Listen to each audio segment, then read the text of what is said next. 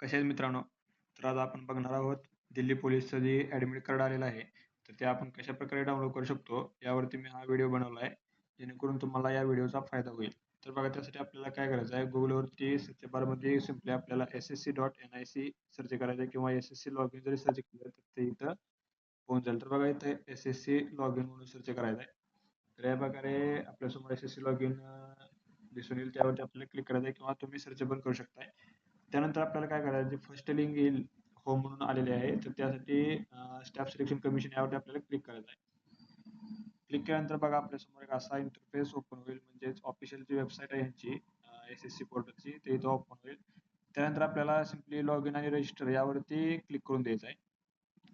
इथे क्लिक केल्यानंतर बघा आपल्यासमोर असे दोन ऑप्शन दिसतील रजिस्ट्रेशन नंबर आणि पासवर्ड टाका असे तिथे सांगण्यात येते. तर यासाठी इथं आपण रजिस्ट्रेशन नंबर आणि पासवर्ड टाकून लॉग इन करू शकतो. तर बघा आपण इथं रजिस्टर आणि पासवर्ड टाकून घेऊ. तर बघा इथं आपण रजिस्ट्रेशन नंबर आणि पासवर्ड टाकलेला आहे. त्यानंतर कॅप्चा आपल्याला इथे टाकून घ्यायचा आहे. कॅप्चा टाकल्यानंतर सिम्पली लॉग इन बटनावरती क्लिक करून द्यायचं आहे. तर बघा आपल्यासमोर असा एक नवीन इंटरफेस येईल म्हणजे जिथं आपलं फॉर्म भरलेलं किंवा आपण नवीन जर जाहिरात आलेली असेल SSC म्हणजे स्टाफ सिलेक्शन कमिशन कडून तर इथं न्यू जाहिरात इथं म्हणून दाखवून येते ॲडव्हर्टाइजमेंट येते. तर इथं आपण बघू शकतो. तर बघा इथं असा पेज ओपन झाल्यानंतर आपल्याला इथं आपली जी माहिती आहे ती इथं आपल्याला बघायला मिळते की तुम्ही कोणता फॉर्म आणि किती फॉर्म भरलेत. तर बघा इथं लाईव्ह एक्झामिनेशन म्हणून एक ऑप्शन आहे. जर तुम्ही जर आतापर्यंत मागच्या जी SSC दिल्ली पोलीस आहे त्याला जर अप्लाय केलं नसेल तर इथं कॉन्स्टेबल GD ही SSC कडून भरती निघालेली आहे. टोटल 25,000 प्लस जागा आहे. यासाठी तुम्ही अप्लाय करू शकता आणि आर्मीमध्ये वेगवेगळ्या पोस्टिंगसाठी जागा ठेवण्यात आलेल्या आहे किंवा भरण्यात येणार आहे. तर त्यासाठी तुम्ही अप्लाय करू शकता.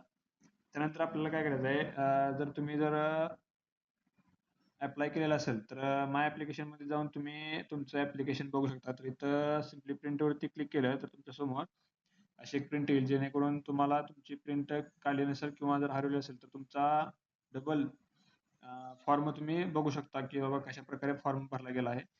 तर त्यानंतर आपल्याला काय करायचं आहे सिम्पली बॅक जाऊन जे आपल्याला ॲडमिट कार्ड डाउनलोड करायचं आहे. तर त्यासाठी इथं जी ग्रीन कलरमध्ये जे दाखवलं आहे ॲडमिशन सर्टिफिकेट यावरती सिम्पली क्लिक करून द्यायचं आहे.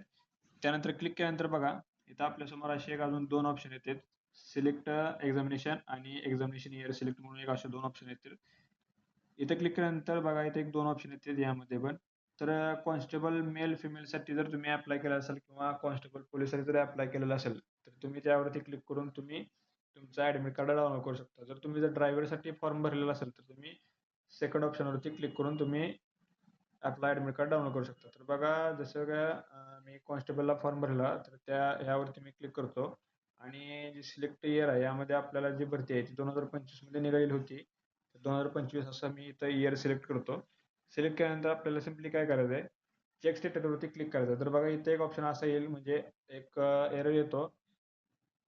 जर तुम्ही जर या अगोदर सेल्फ स्लॉटेड जर फॉर्म फिलअप केलं नसेल किंवा तुम्हाला जे ठिकाण पाहिजे की बाबा एक्झामला ते जर तुम्ही सिलेक्ट केलं नसेल तर तुमच्यासमोर अशा प्रकारे बघा एरर म्हणून येतो. तर बघा इथं लिहिलेलं आहे self sorting was not obtained within the specified time window म्हणजेच त्यांनी जे टाइम विंडो म्हणजे सेल्फ स्लॉटिंग म्हणजे जिथं आपल्याला एक्झाम द्यायची आहे तर ते आपल्याला डेट किंवा त्या तारखेपर्यंत आपल्याला सिलेक्ट करायचं होतं. तर त्यामध्ये जर आपण सिलेक्ट केलं नसेल तर या प्रकारे असा एरर होतोय बघा. त्यानंतर इथं काय लिहिलं आहे therefore your admit card is not available. त्याच्याशिवाय तुमचं इथं ॲडमिट कार्ड अवेलेबल होत नाही म्हणते. म्हणजे जर तुम्ही यावरती जर सेल्फ स्लॉटेडमध्ये जर तुम्ही या अगोदर फॉर्म भरला असेल किंवा आपल्याला जे लोकेशन पाहिजे जर तुम्ही जर एक्झाम सेंटर जे निवडलेलं आहे ते लोकेशन मला पाहिजे असं तुम्ही जर तिथं सिलेक्ट केलं असेल सेल्फ स्लॉटिंगमध्ये तर इथं तुमच्यासमोर चेक स्टेटस म्हणलं तर डायरेक्ट तुमची ऑल इन्फो येते. तुमचं नाव येतं आणि कोणतं लोकेशन आहे ते तुम्हाला इथं ॲडमिट कार्डवरती दिसून येतं. तर बघा अजून तर काय याचं स्लॉटरमध्ये मी सिलेक्ट केलं नव्हतं. त्यामुळं दुसरा अजून एक 2-4 दिवसांनी मी काय बघणार आहे की बाबा अप्लाय होतंय का नाही किंवा डाउनलोड होतंय का नाही. तुम्ही या प्रकारे डाउनलोड करू शकता. तर बघा एवढंच मी यामध्ये व्हिडिओमध्ये दाखवणार होतो. तर तुम्हाला यासाठी अजून माहिती हवी असली तर तुम्ही या कमेंटमध्ये बॉक्समध्ये विचारू शकता जर तुम्हाला काय अजून इन्फॉर्मेशन पाहिजे असली आणि अशाच व्हिडिओसाठी फॉलो करा, सबस्क्राईब करा जेणेकरून नवीन-नवीन व्हिडिओ तुमच्यापर्यंत लवकरात लवकर पोहोचण्यात येईल.